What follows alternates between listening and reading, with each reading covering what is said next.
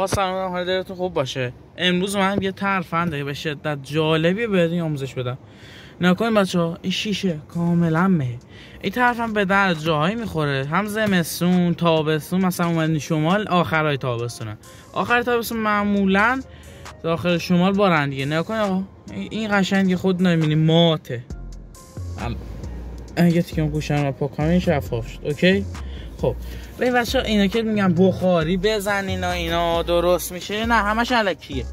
بخاری تازه بزنی بدتر میشه، تازه مهش بدتر میشه و سنگین تر میشه. نکنین آقا این میای این پایین چیکار میکنی؟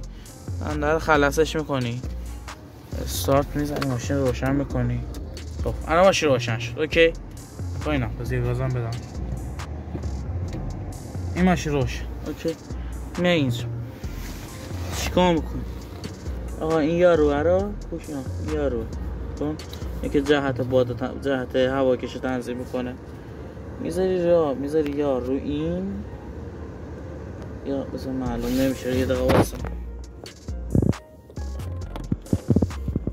میذاری یار رو این یا رو این، زیاد فرق نداره، اما بهتره که بزنی رو این چون زودتر عمل میکنه.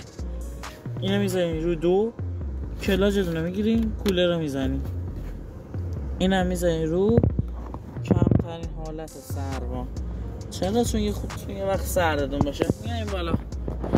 آقا چرا نکنین، من خدا شاهده من اصلا پاک نکردم، فقط دلم میخواد چند لحظه صبر کنین این معجزه رو ببینین.